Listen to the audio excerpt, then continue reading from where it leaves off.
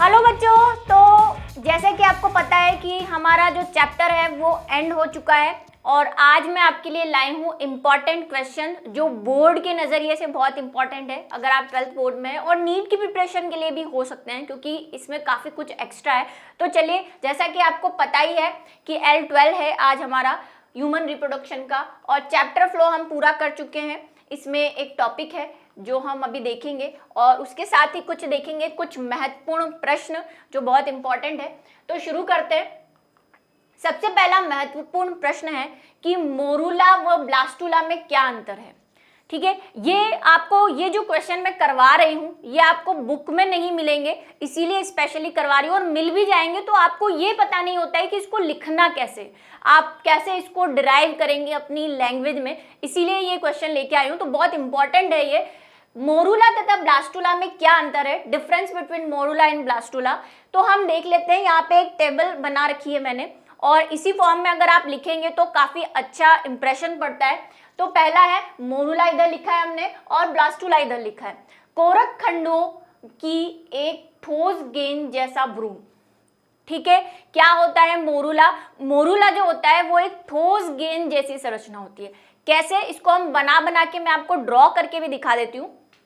ये देखिए, हमने क्या किया था कि ये तो था हमारा मोरूला जिसमें क्या था, बाहर की तरफ वही जब एम्ब्रियो जो युग्मनज होता है जब वो डिवाइड होता है तो zona pellucida as it is रहती है। कब तक रहती है? जब तक इम्प्लांटेशन यानी अंतरारोपण नहीं हो जाता। तो अभी भी इसमें जोना पेलुसिडा बनी नहीं है, इसलिए हम नहीं बना रहे हैं क्योंकि जोना पेलुसिडा बाद में बनेगी। ठीक है, अभी हम मोरूला तक की बात कर रहे हैं। तो मोरूला में क्या था कि बाहर एक कोशिकाओं का समूह था, एक गोलाकार बॉल जैसी संरचना थी और इसके अंदर युग्मनज में समसूत्री विभाजन होने की वजह से 8 से 16 कोशिकाएं बनी थी।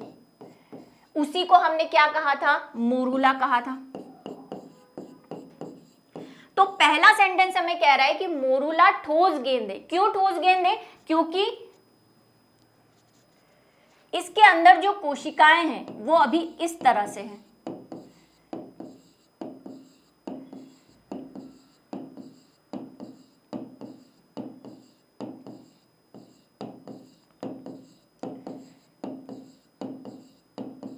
मैंने इसमें जोना पेलुसिडा नहीं बताई है क्योंकि हम मोरूला ब्लास्टुला की ही बात कर रहे हैं। बाहर कोशिकाओं का समूह है जैसे पहले था और जोना पेलुसिडा भी है यहाँ पे। और ब्लास्टुला की अगर हम बात करते हैं तो ब्लास्टुला में क्या था कि जो कोशिकाएं थी ये वाली वो और अधिक विभाजित हो गई थी और अधिक संख्या हो गई थी, उसकी संख्या में बढ़ गई थी।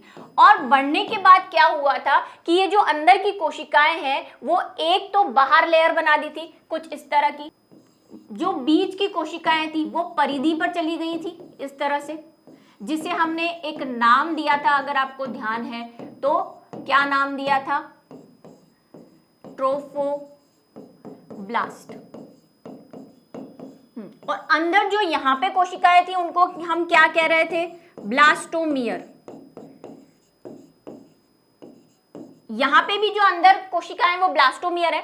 और बीच में क्या हो गया था? कुछ कोशिकाओं ने अपना एक ग्रुप बना दिया था। मैंने आपको बताया था कुछ औरतें चुगली करना स्टार्ट कर देती हैं, है ना, ग्रुप बना के कहीं पार्टी वार्टी में। तो ऐसे ये अलग ग्रुप बना के जिसको हम कह रहे थे इनर सेल मास, अंतः कोशिकीय समूह। यहां तक आपको ध्यान है। इसी चीज को हम क्या कह रहे थे? ब्लास्टुला। और थोड़ा सा अगर आपको ध्यान आ रहा हो तो वही इसमें कुछ डिफरेंशिएट एक गुहा बन जाती है। आपको यहाँ खाली जगह दिख रही है, इसे हम ब्लास्टोसील कहते हैं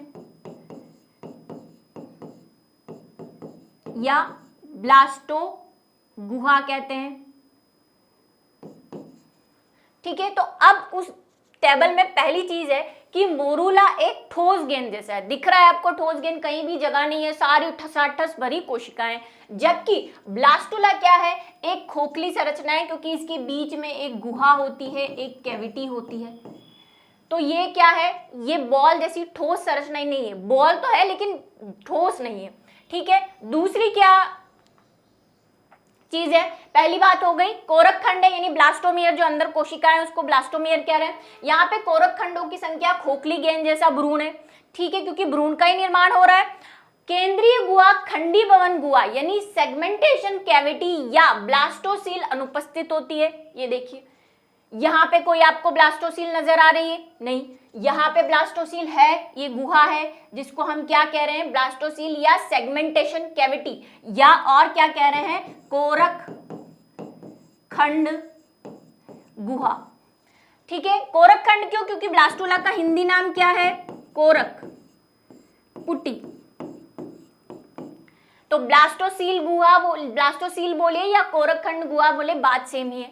नेक्स्ट देख लेते हैं। तीसरा है अंतरकोशिकीय, ये समझ में आ गया, केंद्रीय गुहा या खंडी भवन गुहा जिसको ब्लास्टोसील जो कहते हैं वो उपस्थित है। तीसरा है अंतरकोशिकीय समूह, ट्रोपोब्लास्ट अनुपस्थित है। बाहर के कोरक खंड छोटे व भीतर के बड़े हैं। चलिए इधर बात कर लेते हैं। अंतरकोशिकीय समूह उपस्थित है और पोषक ट्रोफोब्लास्ट भी उपस्थित है। आ जाइए डायग्राम पे, ये देखिए अंतरकोशिकीय समूह, यही इनर सेल मास को ही अंतरकोशिकीय समूह कह रहे हैं, ये यहाँ पे उपस्थित है। ट्रोपोब्लास्ट की कोशिकाएं, जो परिधि वाली कोशिकाएं उनको हम ट्रोपोब्लास्ट की कोशिकाएं कह रहे हैं, वो उपस्थित है। लेकिन यहाँ पे कोई ट्रोपोब्लास्ट नहीं है, यहाँ पे सिर्फ क्या है? सारी कोशिकाएं एक जैसी, तो क्या है? ब्लास्टोमियर ही कह रहे हैं, सबको क्या कह रहे हैं? ब्लास्टोमियर। बस फर्क कितना है कि जो बाहर के कोरक खंड छोटे हैं वह भीतर के बड़े हैं। ये देखिए, ये देखिए, बाहर के जो कोरक खंड है वह छोटे हैं, मैंने छोटे बनाए, भीतर वाले कुछ ज्यादा बड़े हैं। तो यहाँ लिख देती हूं मैं, अगर आपको थोड़ा सा भी कंफ्यूजन है तो ये छोटे हैं और बीच वाले कैसे हैं? बड़े। थर्ड चीज जो यहाँ पे दे रखी है कि ये कहाँ मिलेगी? मोरूला कहाँ बनता है? अंडवाहिनी में। उसके लिए मैं आपको वही अंडवाहिनी वाला सेगमेंट बना देती हूँ। ये देखिए, ये फिम्बरी, ये एम्पुला और ये अंडवाहिनी, और यहाँ से क्या स्टार्ट हो जाएगा? गर्भाशय। जब हमने युग्मनज बनाया था, युग्मनज कुछ इस पोजीशन पे बनता है जहाँ पे हमने बोला था कि स्तमस और तुम्बिका के बीच में, यानी एम्पुला और स्तमस के बीच में कहीं संकीर्ण पे जो होता है वो निषेचन होता है। निषेचन के बाद यहाँ तक आने में मोरूला बन जाता है। ठीक है, मोरूला बनता है आगे जाके, और इस जगह पर आकर ब्लास्टूला बनता है। तो मोरूला कहाँ मिल रहा है हमें? अंडवाहिनी के पार्ट पर ही मिल रहा है, स्तमस एरिया में ही मिल रहा है, जबकि ब्लास्टूला हम कह सकते हैं अंडवाहिनी या गर्भाशय के बीच में कहीं संकीर्ण है। ये हमने एक चीज की थी, आपको ध्यान हो तो, जो होमवर्क क्वेश्चन है उसमें भी है कि कहाँ पे कौन सी चीज पे कहाँ क्या बनता है, वहां पे मैंने इसको बताया है कि इस जगह पे बनता है। तो ये जंक्शन भी बोल सकते हैं आप इसको, या फिर अंडाशय गर्भाशय बोलेंगे तो भी परफेक्ट है। तो लास्ट हमारा जो डिफरेंस है वो यही है, ये अंडवाहिनी में स्थित होता है और ये कहाँ स्थित होता है? गर्भाशय में स्थित होता है। ठीक है, चलिए नेक्स्ट क्वेश्चन देख लेते हैं। इस डायग्राम को आप ड्रॉ कर सकते हैं, क्योंकि वही बुक में नहीं बना है, तो एक डिफरेंस आपका ये भी हो जाएगा। जो 4 डिफरेंस है उसमें 5वें नंबर का डिफरेंस आप ये डायग्राम बना के दे सकते हैं, है ना? काफी अच्छे से समझ में आएगा, बोर्ड के नजरिए से भी थोड़ा इंपॉर्टेंट है और अच्छा लगेगा। स्त्री जनन तंत्र के विभिन्न हार्मोन व उनके कार्य बताने हैं। ठीक है, स्त्री जनन तंत्र पढ़ा मैंने आपसे, तब भी कहा था कि हम उसको एक पूरा परफेक्ट मैनर में लेकर आएंगे। अभी हम टुकड़ों टुकड़ों में सारे पढ़ रहे हैं हार्मोन्स, तो क्या हमें कंफ्यूजन होता है कि कौन क्या कार्य करता है। तो आज इस क्वेश्चन के फॉर्म में हम उसको एक साथ लेकर आएंगे, और ये भी उतना ही इंपॉर्टेंट है। जैसे कि मैंने बोला, ये जितने भी क्वेश्चन है ये बोर्ड में आने जैसे हैं, और कुछ तो आए हुए भी हैं। जैसे मोरूला और ब्लास्टूला शायद RBSC बोर्ड के अंदर आया हुआ है, राजस्थान बोर्ड के अंदर। चलिए, HCG हार्मोन पीत पिंडक या कॉर्पस ल्यूटियम को ज्यों का त्यों बनाए रखने में का कार्य करता है। HCG हमने पढ़ा है, आपको बताया था कि प्रेगनेंसी टाइम में कुछ फिक्स हार्मोन होते हैं जो सिर्फ प्रेगनेंसी में ही रिलीज होते हैं। उसमें से एक HCG है, एक HPL है, फिर कुछ एस्ट्रोजन, प्रोजेस्टेरोन और कॉर्टिसोल, थायराइड ये भी रिलीज होते हैं, और कुछ ऐसे होते हैं जो प्लेसेंटा की हेल्प से हाइपोथैलेमस में जाते हैं, जिससे रिलैक्सिंग और ऑक्सीटॉक्सिन भी रिलीज होता है। वो प्लेसेंटा से नहीं होता, लेकिन उनको जाकर हेल्प करते हैं प्रेगनेंसी टाइम में कि वो रिलीज हो जब डिलीवरी होती है। तो सबसे पहला HCG, क्या काम है इसका, पहले भी डिस्कस कर चुके हैं कि एक तो ये कॉर्पस ल्यूटियम। कॉर्पस ल्यूटियम क्या है? जब निषेचन हो जाता है तब भी और अगर निषेचन नहीं हुआ है तो ओव्यूलेशन, यानी कि जब हमारा क्या निकल जाता है, अंडोत्सर्ग हो जाता है, एग निकल चुका है। कौन सी कंडीशन में, सेकेंडरी oocyte पे। तो उसके बाद ग्राफियन फॉलिकल फट जाता है और ग्राफियन फॉलिकल के फट जाने के बाद एक संरचना बनती है जिसको हम क्या कहते हैं, कॉर्पस ल्यूटियम। ठीक है, ये कॉर्पस ल्यूटियम क्या करता है, प्रोजेस्टेरॉन के लेवल को बना के रखता है। क्यों बनाना है इसको, क्योंकि आगे FSH हार्मोन और LH हार्मोन की कंडीशन नीचे रहे, वो ज्यादा फॉलिकल नहीं बनाए ताकि दोबारा अंडोत्सर्ग ना हो जाए, क्योंकि प्रेग्नेंट हो चुकी है वीमेन और नहीं हुआ है तो भी 7 दिनों तक ये कॉर्पस ल्यूटियम बना रहता है। 7 दिन के बाद ये कॉर्पस एल्बिगेंस में बदलता है, तो तब तक तो मेंटेन रखेगा। तो उसमें जब प्रेग्नेंट वुमेन होती है, तो जब HCG हार्मोन निकलने लग जाता है प्रेग्नेंट वुमेन में, मैंने आपको बोला था दूसरे या तीसरे दिन, इम्प्लांटेशन के दूसरे तीसरे दिन ही क्या रिलीज होने लग जाता है, HCG। तो ये क्या करेगा, इस कॉर्पस ल्यूटियम को बनाए रखने में हेल्प करेगा। ठीक है, सगर्भता में। ठीक है, उससे पहले नहीं, उसके पहले तो अगर फर्टिलाइजेशन नहीं हुआ है तो ये अपने आप ही डिजेनरेट हो जाएगा। जो का त्यों बनाए रखने का कार्य करते हैं ताकि सगर्भता मतलब प्रेगनेंसी को बनाए रखने के लिए प्रोजेस्टेरोन का सतत स्त्रावण सुनिश्चित किया जा सके। ठीक है, नेक्स्ट, मानव अपरा लैक्टोजन तथा ह्यूमन प्लेसेंटल लैक्टोजन यानी HPL, अभी मैंने जिसका नाम लिया, जिसकी फुल फॉर्म भी दी हुई है यहाँ पे, ह्यूमन प्लेसेंटल लैक्टोजन, स्तनों की वृद्धि और उसमें दुग्ध निर्माण को प्रेरित करता है। ठीक है, बताया था ये भी कार्य हमने, टुकड़ों टुकड़ों में पढ़े हैं ये, इसलिए एक साथ इनको ले आते हैं कि HPL क्या करता है, वही हाइपोथैलेमस पे जाएगा और वहां संदेश देगा कि क्या करना है, लेडी प्रेग्नेंट हो गई है और उसे आगे दुग्ध निर्माण करना है, तो आप प्रोलैक्टिन हार्मोन का स्त्रवण करो ताकि जो ब्रेस्ट है उनका डेवलपमेंट हो सके, उसमें दूध बन सके फ्यूचर के लिए। ठीक है, और जब बेबी बाहर आ जाएगा तब भी काम करेगा ये, तब भी प्रोलैक्टिन बनाएगा। तो दुग्ध स्त्रावण और स्तनों की वृद्धि और वृद्धि पहले तो होती है प्यूबर्टी टाइम में, लेकिन जब लेडी प्रेग्नेंट होती है तब भी उसके ब्रेस्ट में या स्तनों में वृद्धि होती है। ठीक है, और उसका कारण कौन है, HPL। नेक्स्ट है C, प्रोजेस्टेरॉन स्तनों में दुग्ध ग्रंथि को प्रेरित करता है। 2 हार्मोन हो गए, HCG और HPL। ये कब निकलेंगे, प्लेसेंटा में, प्रेगनेंसी टाइम में। प्रोजेस्टेरॉन नॉर्मली भी निकलता है और अपरा से भी बाद में निकलता है, मतलब प्लेसेंटा से भी निकलता है, पर हम तो सारे एक साथ ही कर रहे हैं इसलिए मैं आपको बताती जा रही हूँ। प्रोजेस्टेरॉन स्तनों में दुग्ध ग्रंथियों को प्रेरित करता है। क्या काम करेगा, जब प्यूबर्टी टाइम होता है तब भी प्रोजेस्टेरॉन और एस्ट्रोजन का एक मेन काम स्तनों में वृद्धि करना है, उसमें मेनली एस्ट्रोजन है और प्रोजेस्टेरॉन भी उसमें हेल्प करता है, प्रेगनेंसी टाइम में भी हेल्प करता है, वृद्धि करवाता है। कौन कौन सी वृद्धि, ये जो कुपिकाएं होती हैं, कुपिकाएं पढ़ी थी आपने एल्वोलाई, जब हमने स्तन डेवलपमेंट पढ़ा था तब पढ़ा था कि जो ग्लैंड्यूलर टिश्यू होता है, जो मेमरी ग्लैंड होती है, जो स्तन ग्रंथियां होती हैं, वो छोटे छोटे बंचेस में होती है और यहाँ पे हमने पढ़ा था उन कोशिकाओं के समूहों को क्या कहते हैं, एल्वोलाई कहते हैं। ठीक है, एल्वोलाई के अंदर एक गुहा होती है, तो इसके निर्माण में इसका जो डेवलपमेंट है, विकास है, उसमें कौन हेल्प करता है, प्रोजेस्टेरॉन करता है।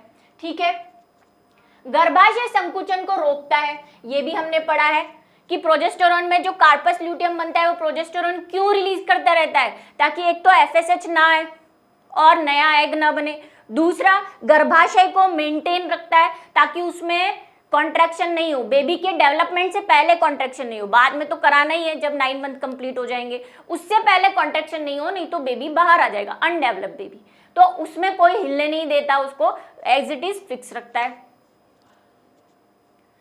गर्भाशय भित्ति बनाने का क्या मतलब है, भाई बच्चा अगर इम्प्लांट हो चुका है या बेबी अंदर है या इम्प्लांटेशन होने वाला है, क्योंकि कार्पस ल्यूटियम के बाद से ही प्रोजेस्टेरॉन आने लग जाता है और उसके पहले भी उसका लेवल थोड़ा कम होता है। जब हमने मेंस्ट्रुअल साइकिल के वो हार्मोन बैलेंस देखे थे तब आपने पढ़ा था कि कम होता है, लेकिन कार्पस ल्यूटियम के बाद से बढ़ जाता है। क्यों, वो गर्भाशय की दीवारों को और मोटा बनाता है, उसको ये आशा होती है कि बेबी आएगा, यहाँ पे इम्प्लांट होगा, भ्रूण आएगा, युग्मनज जो जाइगोट है वो यहाँ यहाँ आएगा और इम्प्लांट होगा, तो उसकी भित्ति को बनाए रखने का काम भी कौन करता है? प्रोजेस्टेरोन। एस्ट्रोजन स्तनों की नलिका तंत्र को प्रेरित करता है, गर्भाशय की ऑक्सीटोसिन के प्रति संवेदनशीलता को बढ़ाता है। इसमें स्तनों की नलिका तंत्र, ये नलिका तंत्र के साथ एक आपको मैंने चीज बताई थी, ये क्या करता है? वसा संचय भी करता है। ये भी आप ऐड कर सकते हैं। वसा संचय क्या? मैंने आपको बोला था ब्रेस्ट में ही ग्लैंडुलर टिश्यू के साथ कुछ वसा की कोशिकाएं भी होती हैं। ये वसा कोशिका जिसकी वजह से ब्रेस्ट का साइज बड़ा होता है, तो ये वसा संचय वो भी कौन करता है? एस्ट्रोजन करता है। स्तन नलिकाओं का तंत्र को प्रेरित भी यही करता है ना। ब्रेस्ट का मैक्सिमम डेवलपमेंट एस्ट्रोजन के थ्रू होता है। ओके, कब? प्रेगनेंसी टाइम में भी और उससे पहले भी, प्यूबर्टी टाइम में भी। गर्भाशय में ऑक्सीटोसिन के प्रति, अब ऑक्सीटोसिन तो कब आएगा? जब डिलीवरी होगी।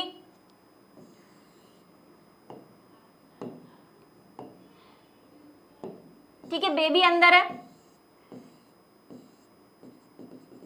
बेबी अंदर है। आपको मैंने जब प्रसव पार्चुरेशन पढ़ाया था तब पढ़ाया था कि बेबी की एड्रिनल ग्लैंड से एक एंड्रोजन हार्मोन ये टेस्टोस्टेरोन निकलता है, ये गर्भाशय के जाकर गर्भाशय में ऑक्सीटोसिन के रिसेप्टर को बढ़ा देता है। ठीक है, ऐसा ही कुछ काम कौन कर रहा है?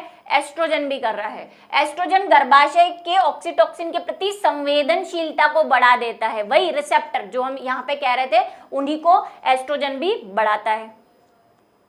चलिए, ये दो काम हो गए मेनली एस्ट्रोजन प्रोजेस्टेरोन के, और तो हमने पढ़े ही हैं। ये देखिए, ये मैंने मेन बताए। इसके पहले हम जो पढ़ चुके हैं क्या क्या? द्वितीयक लैंगिक लक्षण, वो दोनों हार्मोन की वजह से हो रहा है, प्रोस्टेजोन प्लस एस्ट्रोजन दोनों की वजह से। वो सारा हम पढ़ चुके हैं कि प्यूबिक के एरिया में वृद्धि होना, है ना, ब्रेस्ट डेवलपमेंट होना प्यूबर्टी टाइम में, एडोलसेंस किशोरावस्था के टाइम में, हेयर्स आना प्यूबिक में, हाइट बढ़ना, ठीक है, मेंस्ट्रुअल साइकिल स्टार्ट होना, उसमें तो रोल है ही, वो सारे तो लिखने ही है, वो तो इम्पोर्टेंट है। ठीक है, मासिक धर्म में भी इसका बहुत ज्यादा इम्पोर्टेंट है, जिसको हम मेंस्ट्रुअल साइकिल कह रहे हैं, वहां पे भी इनका रोल है। नेगेटिव पॉजिटिव कैसा भी फीडबैक दे रहे हो, रोल रहेगा इन दोनों का, वो तो हमें थोड़ा थोड़ा पता ही है। ठीक है, चलिए उसके बाद है एफएसएच, क्योंकि एस्ट्रोजन और प्रोजेस्टेरोन को मेन लीडिंग कौन कर रहा है ऊपर से? हाइपोथैलेमस। हाइपोथैलेमस एफएसएच और एलएचएस को रिलीज करता है। एफएसएच और एलएचएस आगे जाके अपना अपना काम करते हैं। तो एफएसएच के भी कुछ कार्य हमें पता होने चाहिए। हो सकता है स्त्री जनन का ना पूछ ले कि एफएसएच हार्मोन के स्त्री जनन तंत्र में क्या कार्य है। तो सबसे पहला कार्य है प्राथमिक पुटक का परिपक्व ग्राफियन पुटक में रूपांतरण। ठीक है, नाम में ही है इसके, फॉलिकल स्टिमुलेटिंग हार्मोन, पहले भी बताया था। फॉलिकल मतलब पुटक, तो जितने भी हमारे फॉलिकल बन रहे हैं, प्राइमरी पुटक, सेकेंडरी पुटक, टर्शरी, ग्राफियन, उन सबके परिपक्वन में किसका योगदान है? एफएसएच का। और प्रोजेस्टेरोन यही इसी पे जाके नेगेटिव फीडबैक देता है जब कार्पस लूटियम बन जाता है कि और परिपक्व पुटक न बनाओ क्योंकि फर्टिलाइजेशन हो चुका है। उसको तो 7 दिन तक आशा होती है ना होने की। उसके बाद सेकंड है अंड का परिपक्वन व विकास, कि जब एग बन गया, ये तो ग्राफियन पुटक, ग्राफियन पुटक के अंदर कौन है? हमारा अंड है, मतलब सेकेंडरी oocyte है, द्वितीयक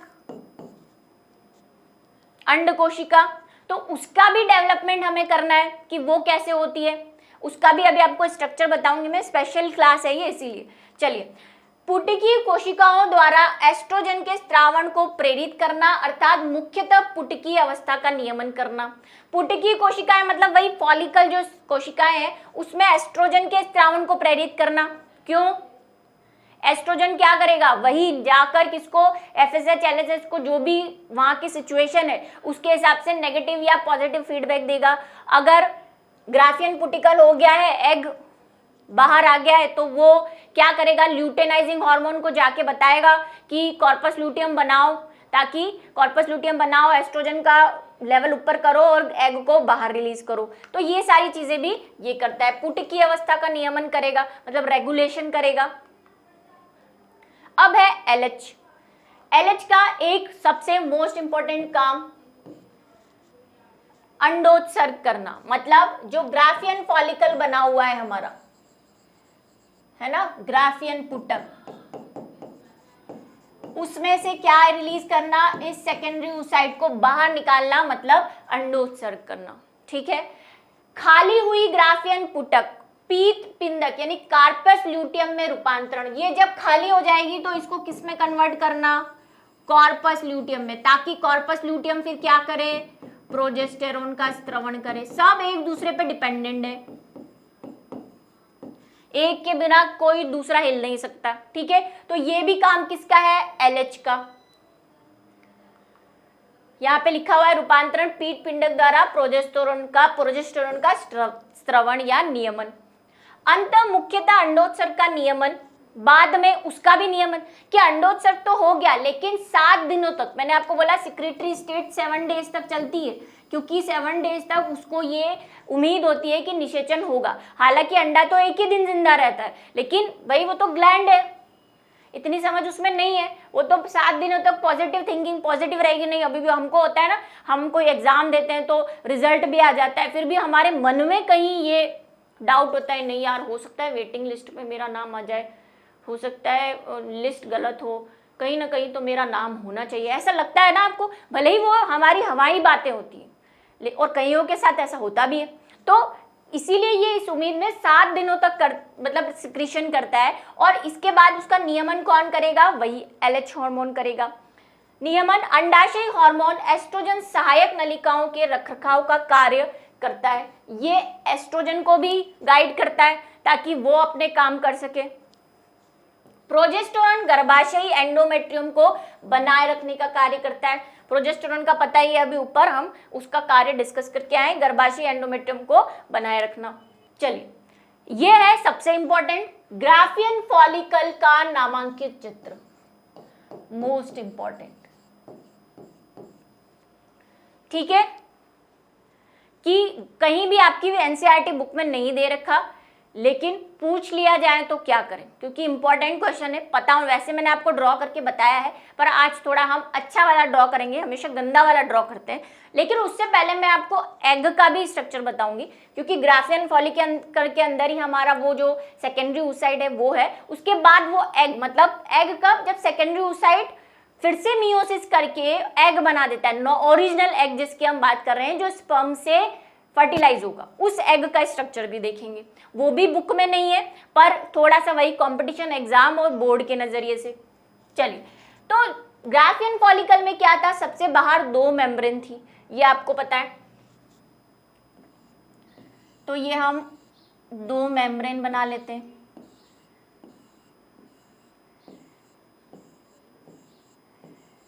इसको आप कॉपी कर ले, नहीं तो फिर सबका मालिक एक, यानी गूगल पे सर्च करते रहेंगे और गूगल पे आधा अधूरा दिखेगा।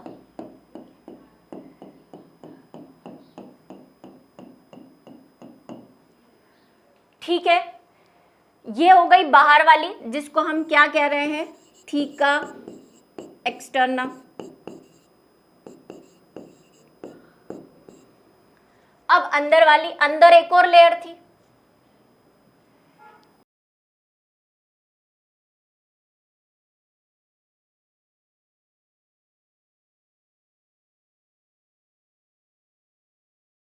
इसको क्या कह रहे थे हम, थीका इंटरना। और इसका सिक्रीशन भी बताया था मैंने आपको, थीका इंटरना किसका सिक्रीशन करता है, कौन से हार्मोन का सिक्रीशन करता है, पता नहीं मैम, भूल गए, एस्ट्रोजन। ठीक है, एस्ट्रोजन का स्त्रवन करेगा। चलिए, अब अंदर क्या था, अंदर एक गुहा थी जिसको हम क्या कह रहे थे, एंट्रम। तो एंट्रम को खाली छोड़ देते हैं। ठीक है, पहले टर्शरी वाला जो होता है, टर्शरी वाले से एंट्रम बनना शुरू होती है और बाद में वो एंट्रम बड़ी हो जाती है ग्राफियन फॉलिकल। हम क्या बना रहे हैं, हम ग्राफियन फॉलिकल बना रहे हैं, टर्शरी के बाद वाला ग्राफियन पुटक। ठीक है, अंदर क्या था, इसके सेकेंडरी oocyte था, क्योंकि ये सेकेंडरी oocyte वाली स्टेज पे होता है। सेकेंडरी oocyte में क्या था, एक तो होगा उसका न्यूक्लियस, ये न्यूक्लियस, बाहर उसके एक अकोशिकीय, बार बार मैं बताती जा रही हूँ, होमवर्क क्वेश्चन में भी मैंने ये क्वेश्चन दिया है, अकोशिकीय अकोशिकीय इतनी बार, क्योंकि कई बार नीट में ये कंफ्यूज करने के लिए क्वेश्चन दिया है। अकोशिकीय लेयर होती है सिर्फ झिल्ली के समान, एक कोशिकीय संरचना, एक अकोशिकीय झिल्ली होती है जिसे हम क्या बोलते हैं, ज़ोना पेलुसिडा।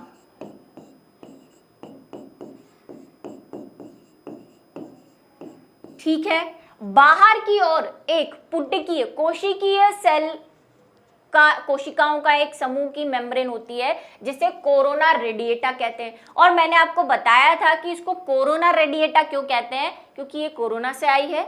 नहीं, ये कोरोना से नहीं आई है। कोरोना का मतलब होता है क्राउन, है ना, क्राउन। और क्राउन अगर आपने देखा हो तो वो कैसा, ऐसे ऐसे से छोगे निकले होते हैं क्राउन में, कार्टून वाले क्राउन में ना ठीक है, वो छोगे का मतलब होता है ऐसे कुछ तीर जैसी स्ट्रक्चर ना, छोगे थोड़ा उधर साइड का, मारवाड़ी साइड का शब्द हो गया, सुअर के बालों की तरह छोगे, है ना, जो निकले होते हैं। हम क्या, पहले वो एक हेयर स्टाइल चली थी ना लड़कों के, ऐसे खड़े बाल वाली, तो उसको वो छोगा स्टाइल बोलते थे, है ना, पिग कटिंग। चलिए, तो एस्ट्रम है, उसमें एक लिक्विड ऑब्वियसली भरा हुआ रहेगा, एस्ट्रम लिक्विड कहते हैं उसको। वैसे उसका नाम है इक्वस लीकर, वो आपके काम का नहीं है, ठीक है, चाहो तो नोट कर सकते हो, इसलिए बोल दिया, बोले बिना हम रहेंगे नहीं। चलिए, तो फिर कोरोना रेडिएटा की मैंने आपको जो खास बात बताई थी वो कुछ ऐसे बताई थी कि एक क्राउन जैसा, मतलब उसमें क्या होते हैं, ऐसे छोगे टाइप निकले होते हैं, तो ये होती भी वैसी है, कुछ ऐसी। अब सही बना रही हो ना, वहां पे तो हमने रफ बनाई थी ऐसी।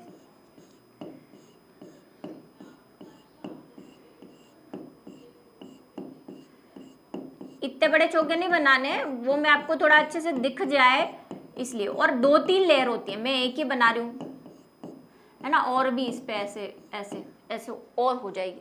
तो ये होती है कोरोना रेडिएटा।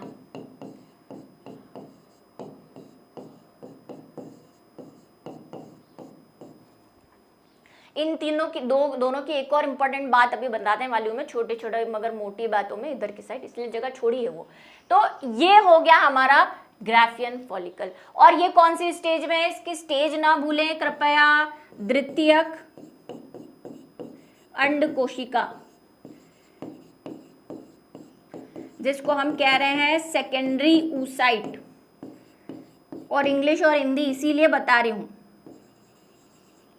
और कौन सी स्टेज में है ये, मियोसिस सेकेंड की मेटाफेज में रुका हुआ है, अभी इसमें आगे एग बना नहीं है। फिर इसके बाद क्या होता है, जब स्पर्म वहां पे एग के कांटेक्ट में आता है, तब इसमें क्या हो जाता है, मियोसिस सेकेंड हो जाता है और एग बन जाता है। ठीक है, लिक्विड में यहाँ बना देती हूँ, बच्चे बोलेंगे मैम आपने बताया नहीं। चलिए, अब बना रहे हैं हम एग, जो तो बुक में भी नहीं है, ठीक है, एग बना रहे हैं हम। ये अंदर वाला, मतलब अंदर वाले में सेकेंडरी ऊसाइट में जब सेकेंड मियोसिस होगी तो 2 कोशिकाएं बनेगी, एक सेकेंडरी पोलर और एक एग, वो एग हम बना रहे हैं। मतलब ये वाली चीज बाहर आ गई है, बाहर आ गई है और 2 में डिवाइड हो चुकी है और एग बना चुकी है। अब एग क्या है, एग ये है, एग में एक तो है न्यूक्लियस।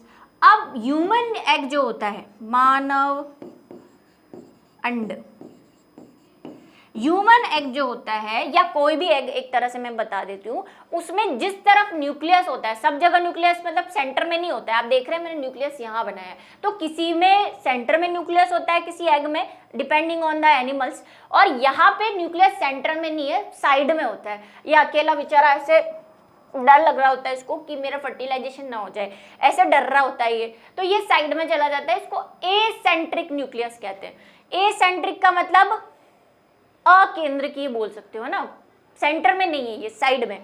तो इसी के हिसाब से जो एग होते हैं वो द्विध्रुवीय कहलाते हैं, मतलब 2 ध्रुव माने जाते हैं सभी एग्स में। अब जिस साइड न्यूक्लियस होता है उसको तो बोलते हैं हम एनिमल पोल। अब है ना, इसकी हिंदी ट्रांसफर ना करें, बहुत ही गड़बड़ हो जाती है ये हिंदी वाले मैनर में। जंतु ध्रुव बोलते हैं हिंदी में, अब वो कहाँ जंतु कहाँ एग कुछ समझ नहीं आता। और उसके अपोजिट वाला जो होता है जहाँ पे न्यूक्लियस नहीं होता उसको बोलते हैं वेजिटेटिव पोल।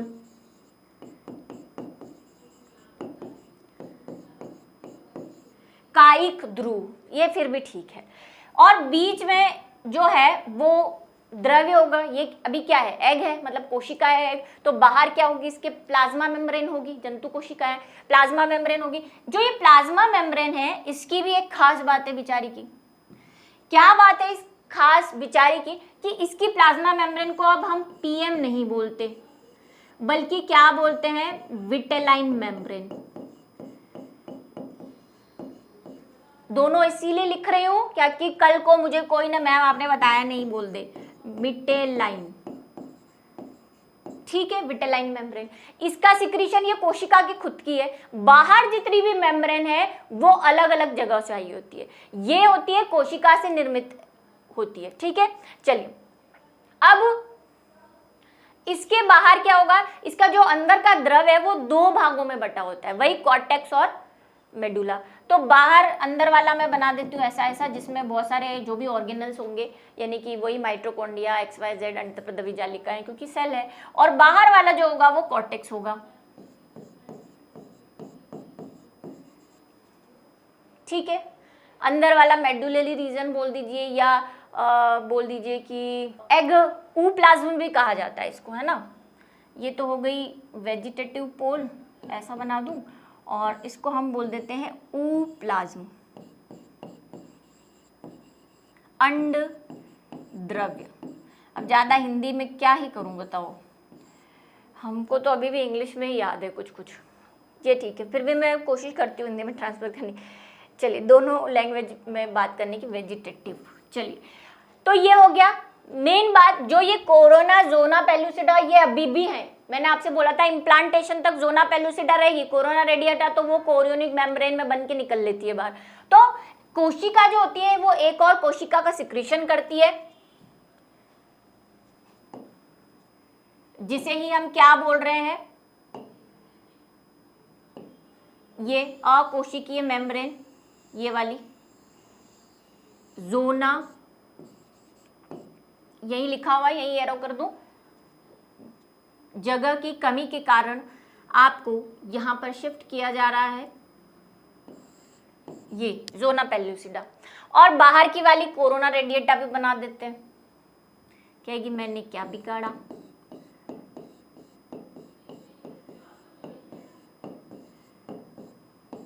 ऐसे रेडिएट टाइप की होती है ना, इसीलिए सब जगह है ये, पर वहां लिखा हुआ है इसलिए मैं नहीं बना रही। तो ये हो गई हमारी कोरोना रेडिएटा, ये है ह्यूमन एग, ठीक है। बीच में न्यूक्लियस है इसके, उसमें क्रोमोसोम होंगे, और एग कैसा होता है, एन। कितने ह्यूमन एग में, 23 जो होंगे, क्या होंगे, गुणसूत्र होंगे।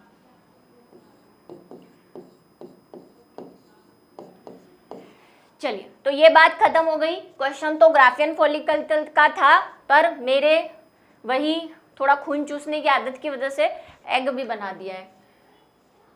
चलिए अपरा के कार्यों का वर्णन कीजिए, ये हमने पढ़े हैं, वही यहाँ पे आपको ध्यान हो तो लास्ट लेक्चर में इधर पूरे हार्मोन्स लिखे थे कि कौन कौन से अपरा से आते हैं, उसमें रिलैक्सिंग और ऑक्सीटोसिन मैंने बोला था, काम अपरा बनती है उसके बाद ही रिलीज होते हैं, लेकिन अपरा नहीं करती, ठीक है। ये बात ध्यान रखें हमेशा, क्योंकि हम पढ़ाते हैं तो हमें सारे हार्मोन पढ़ाने होते हैं, पर वो सिक्रीशन उनका अलग अलग होता है। चलिए उत्तर क्या है इसके, कि अपरा निम्नलिखित कार्यों में मदद करती है। पहला, अपरा भ्रूण के पोषण में मदद करता है। मां के रक्त में उपस्थित पोषक पदार्थ जैसे अमीनो अम्ल, सरल शर्कराएं, विटामिन आदि अपरा द्वारा ही भ्रूण के रक्त में पहुंचती है। जब तक बेबी मम्मा के पेटू में रहेगा उसको सारा पोषण कहाँ से मिलेगा, अपरा से, है ना। सारा खाना पीना, बोलते हैं ना मम्मी को अच्छा खाना खाना चाहिए वरना बेबी का डेवलपमेंट अच्छा नहीं होगा। उसका अभी बेबी का खुद का तो कुछ है नहीं, बाहर आया नहीं है, ऐसे तो नहीं मम्मी के पेट में से मम्मी खाना खा रही है, एक हाथ निकल दो मैं भी खाऊंगा, ऐसे खा ले, नहीं खा सकता ना। तो हो सकता है फ्यूचर में ऐसे बच्चे आए। तो क्या पोषण तत्व जितने भी होते हैं, मतलब जितना भी कार्बोहाइड्रेट, विटामिन, मिनरल, जो भी उसको रिक्वायरमेंट, पानी तक भी वो किससे ले रहा होता है, मदर से। और मदर से भी कहाँ, क्योंकि अपरा बनी हुई है, प्लेसेंटा बना हुआ है, प्लेसेंटा में क्या है, भ्रूण की रक्त कोशिकाएं और मदर की रक्त कोशिकाएं मिली हुई है, ठीक है, वाहिकाएं जिसको कहते हैं, केशिकाएं कह दो। तो हमारा भी भोजन कहाँ जा रहा है, ब्लड में ही जा रहा है, तो उसी ब्लड के माध्यम से उसको खाना मिलता रहता है। अंतभ्रूण की सभी पोषक आवश्यकताओं की पूर्ति अपरा के माध्यम से होती है, सबसे पहला इंपॉर्टेंट काम। ठीक है, चलिए, अपरा भ्रूण के श्वसन में मदद करता है। अब खाने की तो काम हो गई, सांस भी तो लेनी पड़ेगी जिंदा रहने के लिए, तो उसका क्या है, तो माँ के रक्त से, मैंने बोला सारा वही प्लेसेंटा में क्या है, ब्लड वेसल्स ही है, उसी से हो रहा है। रक्त में ऑक्सीजन अपरा के माध्यम से ही गर्भ के रक्त में विसरित होती है। विसरित पड़ा है ना, डिफ्यूजन।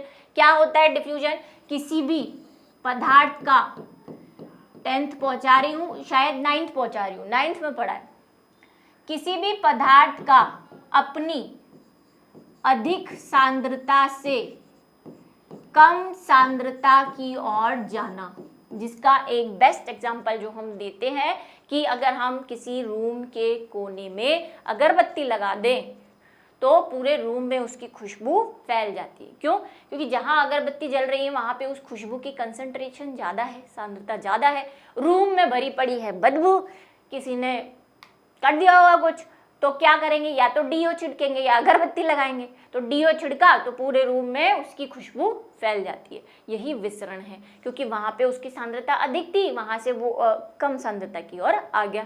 तो जो माता का ब्लड होता है उसमें ऑक्सीजन लेवल बड़ा होता है, क्योंकि वो तो फेफड़ों से, लंग्स से प्योर होके आ रहा है। और बेबी का रक्त में अभी फेफड़े काम करना शुरू नहीं हुए, क्योंकि वो तो अंदर है एमनियोटिक फ्लूइड, तो उसका एक्सचेंज भी जो है वो अपरा के माध्यम से होता है। इसी प्रकार भ्रूण के रक्त की कार्बन डाइऑक्साइड, ऑक्सीजन तो ले लेगा भ्रूण माँ से, और वापस जो कार्बन डाइऑक्साइड है वो मम्मी के ब्लड में दे देगा, फिर मम्मी का ब्लड जाएगा कहाँ, लंग्स में, फिर उसको प्योर करके ले आएगा, होकर माँ के रक्त में विसरित हो जाती है। नेक्स्ट, अपरा भ्रूण के उत्सर्जन, खा लिया, पी लिया, सांस ले ली, अब फ्रेश भी होना पड़ेगा, हमें भी होना पड़ता है, तो भ्रूण को भी होना पड़ता है। सब कुछ तो वो डाइजेस्ट नहीं करता, सब कुछ तो उसके वैल्यूबल नहीं होता है। हम मम्मी तो दिन भर चगर खबर खाती रहती है, जो जरूरी नहीं है वो भी खाती रहती है। बोलते हैं प्रेग्नेंट लेडी को जो इच्छा हो वो खिलाना चाहिए, बड़ा फायदा उठाते हैं हम उस चीज़ का, मेरे को ये भी खाना है, मेरे को ये भी खाना है, मेरे को ये भी खाना है। और वो परिवार वाले सोचते हैं बच्चा मांग रहा होगा, बेचारे बच्चे पे के आड़ में ठूसा ठूस चालू रहती है। तो जो बच्चे को पसंद नहीं आता, पसंद नहीं आना मैं मजाक कर रही हूँ, जो उसके वही हमें भी कुछ ऐसी चीजें होती हैं जो वेस्ट जाती है, तो बेबी में भी कुछ वेस्ट होगा। तो अपरा भ्रूण के उत्सर्जन में भी मदद करता है। भ्रूण के शरीर में बने नाइट्रोजनी अपशिष्ट, क्या है नाइट्रोजनी अपशिष्ट? नाइट्रोजनी अपशिष्ट सभी एनिमल्स के और जो होते हैं नाइट्रोजनी अपशिष्ट अलग अलग होते हैं। ये आपने पढ़ा है 10th तक कि किसी में अमोनिया निकलता है, जैसे जो जलीय जीव होते हैं वो किसका सिक्रीशन करते हैं, अमोनिया का। जो पक्षी वगैरह हैं, ये छोटी छोटी मगर मोटी बातें हैं, अगर भूल गए हो तो, पक्षी हैं वो यूरिक एसिड निकालते हैं। और कुछ हायर कैटेगरी के एनिमल्स, मतलब हम, क्या नाइट्रोजनी वेस्ट क्या होता है हमारा, यूरिया होता है। नाइट्रोजन, ये सभी नाइट्रोजन से बने हैं, लेकिन कुछ क्या करते हैं, इस नाइट्रोजन अपशिष्ट को अमोनिया बना के फिर बॉडी से बाहर निकालते हैं। कुछ इस नाइट्रोजन वेस्ट को यूरिक अम्ल बना के बाहर निकालते हैं, कुछ यूरिया बना के बाहर निकालते हैं। और यूरिया कहाँ बनता है, अभी बोलेंगे मैम वो उसमें बनता है किडनी में, अरे किडनी में यूरिन बनता है, यूरिया बनता है यकृत में, लिवर के अंदर। इस बात को फिर से गांठ बांध लेना, ये सब उलझाने वाले क्वेश्चंस हैं। ऑर्निथिन साइकिल चलता है लिवर के अंदर, ठीक है। अपरा से होते हुए ही माँ के रक्त में, सब रक्त में जा रहा है, वो उधर से उड़ेल रही है, वो उधर से उड़ेल रहा है। चलिए नेक्स्ट है, अपरा एक अंतःस्रावी ऊतक की भांति भी कार्य करती है। इसके बारे में हम काफी बड़ा टॉपिक ले चुके हैं लास्ट वीडियो में, फिर भी मैं आपको शॉर्ट में जरूर समझाऊंगी। मैंने आपसे कहा वहां पे इस साइड अगर आपको ध्यान हो तो लिखा है कि ये अंतःस्रावी ग्रंथि की तरह काम करती है और कुछ और हार्मोन का सिक्रेशन भी करती है। क्या क्या है एक बार फिर से लिस्ट बना लेते हैं, तकलीफ होगी मुझे लेकिन मैं बना लूंगी। चलिए, पहला HCG जो ऊपर भी पढ़कर आए हैं, ठीक है, ह्यूमन कोरियन गोनेडोट्रोपिन हार्मोन। दूसरा, ह्यूमन कोरियन गोनेडोट्रोपिन हार्मोन। तीसरा, ह्यूमन कोरियन गोनेडोट्रोपिन हार्मोन। चौथा, ह्यूमन कोरियन गोनेडोट्रोपिन हार्मोन। पांचवा, ह्यूमन कोरियन गोनेडोट्रोपिन हार्मोन। छठवां, human Korean gonadotropin hormone. HPL, ये भी ऊपर पढ़ के आए हैं, कार्य ऊपर जाके पढ़ सकते हैं, वही वापस यहाँ लिखने हैं नीचे। जब हम लिखेंगे ना कि अपरा अंतस्रावी ग्रंथियों की तरह कार्य करती हैं, तो वो वाले कौन से वाले, ये दोनों अपरा से ही उत्सर्जित हो रहे हैं। FSH और LHH तो वहां से हो रहा है हाइपोथैलेमस से, तो इन दोनों को वो उस वाले टॉप पॉइंट के साथ ऐड करना है। ठीक है, ये क्या कर रहा है, वही FSH LHH को जाके बढ़ाएगा, एस्ट्रोजन प्रोजेस्टेरोन को रिलीज करेगा, काम हम पीछे पढ़ चुके हैं। प्रोलैक्टिन क्या करेगा, लैक्टोजन हार्मोन को, प्रोलैक्टिन को सिक्रीट करेगा ताकि दूध वगैरह अच्छे से बने, है ना। HCG और क्या करता है, मैंने आपको बताया था प्रेगनेंसी हार्मोन कहा जाता है इसको, है ना। क्यों कहा जाता है, क्योंकि इसी से प्रेगनेंसी टेस्ट होता है, इसी से क्या होता है, प्रेगनेंसी टेस्ट होता है, किट वाला जो बताया था मैंने आपको। उसके अलावा ये कुछ क्वांटिटी में बाद में, प्रेगनेंसी के बाद में, पहले से तो एस्ट्रोजन प्रोजेस्टेरोन हो ही रहे थे, लेकिन आपने देखा होगा वही मेंस्ट्रुअल साइकिल, आपको फिर से याद दिला देती हूँ। मेंस्ट्रुअल साइकिल में हमने यहाँ लास्ट में जब सिक्रेटरी फेज चल रही होती है तब ये बताया था कि प्रोजेस्टेरोन का तो बढ़ जाता है क्योंकि कॉर्पस ल्यूटियम बन जाता है, लेकिन उधर एस्ट्रोजन कम हो जाता है ना। लेकिन एस्ट्रोजन तो जरूरी है क्योंकि वही ब्रेस्ट डेवलप करने हैं, अभी तो आपको बेबी के फूड के लिए आपको वसा संग्रहित करना है, उसमें साथ में जो बना हुआ है गर्भाशय, प्रोजेस्टेरोन क्या करेगा, वही गर्भाशय को बनाए रखेगा, तो उसका सिक्रीशन और बढ़ाना है। तो इन दोनों का भी कुछ कुछ क्वांटिटी में सिक्रीशन जो है वो कौन करता है, गर्भाशय। ठीक है, उसके बाद मैं अब ये रिलैक्सिन और ऑक्सीटॉक्सिन नहीं लिख रही हूँ वरना आप बोलोगे मैम गलत पढ़ाती है। मैं सिर्फ इतना कहना चाह रही हूँ कि ये रिलैक्सिन और ऑक्सीटॉक्सिन अपरा से नहीं होते। हमको अगर पूछा जाए कि गर्भकाल में कौन कौन से हार्मोन सिक्रीट होते हैं तो एस्ट्रोजन, प्रोजेस्टेरोन, है ना, रिलैक्सिंग, ऑक्सीटॉक्सिन, ये सब लिखने पड़ेंगे। लेकिन अगर अपरा से कौन से सिक्रीट होते हैं तो HCG, HPL, एस्ट्रोजन, प्रोजेस्टेरोन, और एक और हम लिख देते हैं जो पहले भी बताया था, थायराइड, है ना, कॉर्टिसोइल, कॉर्टिकोसोइल, और भी ग्रोथ हार्मोन भी ले लो। अब वो वैसे ही थायराइड एक ग्रोथ हार्मोन की तरह कार्य करता है, ग्रोथ हार्मोन। ठीक है, साथ में वही हाइपोथैलेमस को जाके संकेत देगा जब प्रेगनेंसी टाइम आएगा, क्योंकि वही हमने पार्चुरेशन देखा था कि ऑक्सीटोसिन और रिलैक्सिन को। बाकी ऑक्सीटोसिन और रिलैक्सिन कहाँ से सिक्रेट होते हैं, यहाँ मैं फिर से एक बार लिख रही हूँ। ऑक्सीटोसिन जो है वो कब डिलीवरी टाइम में सिक्रेट होगा, प्लस जब दुग्ध स्रावण होता है, जब बेबी दूध को सक करता है, तब भी पढ़ा था। और ये कहाँ से होता है, पीयूष ग्रंथि से। और रिलैक्सिंग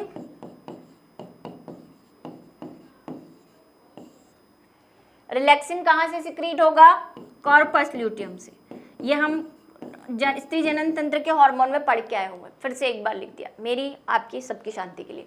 चलिए, तो यहाँ पे हमारे जो इंपॉर्टेंट क्वेश्चन है वो खत्म होते हैं, लेकिन एक जो चीज़ है जो मैं आपको बताना चाहती हूँ, वो जो चीज़ है वो ये है कि NCERT बुक में एक पैराग्राफ दे रखा है, पार्चुरेशन यानी प्रसव और दुग्ध स्रवण के बाद, जो मैंने आपको क्लास में नहीं पढ़ाया था और अभी पढ़ाना था मुझे, कि उसमें दे रखा है कि भ्रूण में कब क्या क्या बनता है। हालांकि इस पर आज तक बोर्ड में कभी कोई क्वेश्चन नहीं आया है, लेकिन फिर भी इम्पॉर्टेंट है क्योंकि वही कंपटीशन एग्जाम की वजह से, कि पहले फर्स्ट मंथ में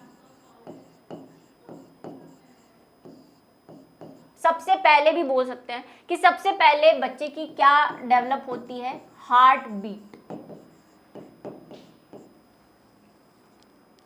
ठीक है, हार्ट बीट डेवलप होती है फर्स्ट मंथ में। आप फर्स्ट या सेकंड जब इम्प्लांटेशन हो जाता है उसके बाद सबसे पहला काम क्या होता है, हार्ट बीट यानी हृदय की धड़कन डेवलप होती है। और इसको हम किससे चेक करते हैं, स्टेथोस्कोप से। ठीक है, वो डॉक्टर के पास होता है ना कान में लगाने वाला, वो।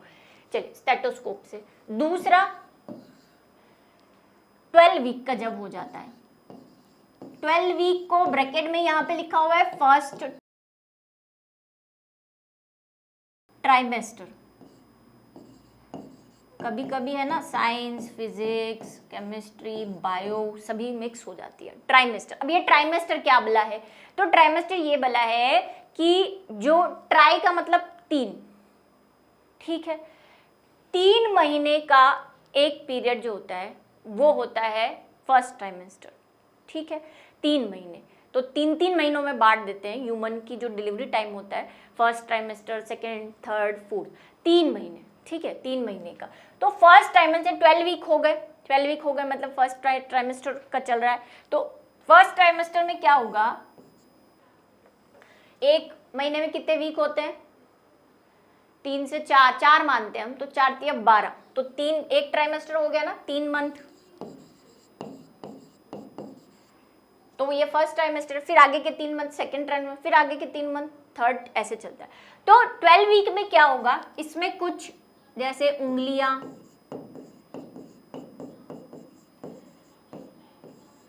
है ना, कुछ बाहरी अंग जैसे स्किन बन जाती है, त्वचा वो बनने लगती है। फिर उसके बाद हम आते हैं सेकेंड ट्राइमेस्टर में।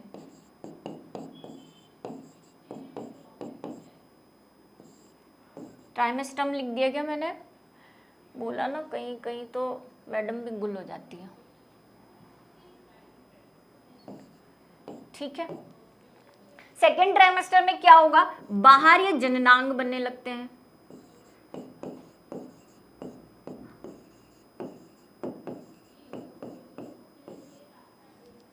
ठीक है। इसीलिए देखो 3 मंथ के बाद सेकेंड ट्राइमेस्टर, अगला सेकेंड ट्राइमेस्टर आ गया, मतलब ये चौथे मंथ में हम मान सकते हैं 4 मंथ। और इसीलिए अगर आपको ध्यान हो तो गवर्नमेंट ये ऑर्डर देती है, मतलब वो जो होता है ना भ्रूण टेस्ट जो करवाते हैं, उसके बारे में भी हम पढ़ेंगे नेक्स्ट चैप्टर में। जो भ्रूण टेस्ट करवाते हैं कि लड़का है लड़की, वो 3 महीने बाद करवाया जाता है, क्योंकि 3 महीने के बाद बाहरी जननांग और कुछ अन्य जो है वो अंग भी बनने लगते हैं, साथ में बाल वाल आने लग जाते हैं, बाल आने लग जाते हैं बॉडी पे, छोटे छोटे हेयर, मतलब सर पे, सॉरी बॉडी पे अभी नहीं आए, सर पे आने लग जाते हैं, ठीक है, बाल आने लग जाते हैं। फिर उसके बाद हम सीधे चले जाते हैं 24 पे। 24 वीक मतलब कितने मंथ हो गए, 8, 3 8 जा 24, ठीक है, तो 8 मंथ हो गए। तब क्या होगा, इसकी बॉडी पे बाल आने लग जाएंगे। वो बाल कहाँ आ रहे थे, सर पर, है ना, सिर पर आ रहे थे, ये बॉडी पे आ रहे हैं, शरीर पे। साथ में वो थोड़ा लात पैर चलाने यहीं से शुरू हो जाता है वैसे तो सेकंड ट्राइमेस्टर के बाद में ही, और बाल, शरीर पर बाल वाल आने लग जाते हैं। बच्चा जो है वो पूरा क्या हो जाता है, फुल्ली डेवलप्ड हो जाता है, विकसित हो जाता है एक तरह से। उसके बाद से उसके साइज वाइज में वृद्धि होती है ना, 24 वीक तक सारे हाथ पैर मुंह और हाँ आंखें, आंखों की पलकें खुलना शुरू हो जाती है, पलकें खुल जाती हैं, मतलब पहले बंद होती है तो धीरे धीरे खुल जाती है, और आईब्रोज बनना स्टार्ट हो जाती है। इसमें पूछा जाने वाला क्वेश्चन ये है, एक शायद एक बहुत सालों पहले नीट में पूछा हुआ था कि कब पता चलेगा आपको कि बेबी इम्प्लांट हो चुका है या बेबी सही से सरवाइव कर रहा है मदर के उसमें। तो ये सबसे पहले चेक किया जाता है हार्ट बीट से। अगर उसकी हार्ट बीट आ रही है तब ये कहा जाता है कि, कई बार आपने सुना होगा ना, बहुत सारे केसेस होते हैं कि बच्चे की हार्ट बीट नहीं आ रही थी, बच्चा है तो सही लेकिन डेड हो चुका है, तो वो बहुत ही दुखद बात है, लेकिन यहीं से पता चलता है। फिर अगर हार्ट बीट नहीं आती है फर्स्ट मंथ के अंदर तो फिर उसको क्या करा जाता है, बाहर निकाल लिया जाता है, क्योंकि वो डेड हो चुका है। मिसकैरेज वगैरह आपने सुने होंगे बहुत सारी चीज़ें, तो बेबी को फिर बाहर निकाल दिया जाता है क्योंकि वो ऑलरेडी डेड हो चुका होता है, ठीक है। नहीं निकालेंगे, इन्फेक्शन हो जाता है फिर मदर को। कई बार तो इन्फेक्शन होने पे पता चलता है कि बेबी काफ़ी टाइम पहले ही डेथ हो गई उसकी। चलिए, तो ये एक जो टॉपिक था, ये नोट्स में शायद आपको न मिले क्योंकि इतना इंपॉर्टेंट नहीं है, पर आप इसको नोट कर सकते हैं, और बुक में एनसीईआरटी बुक में काफ़ी एक पैराग्राफ दे रखा है लास्ट में, तो वहाँ से भी नोट कर सकते हैं। चलिए, तो इसी के साथ आज की क्लास जो है वो ख़त्म होती और आपको आई होप ये क्वेश्चन पसंद आए होंगे और आपके बोर्ड में हेल्प करेंगे। तो मिलते हैं अगली क्लास में।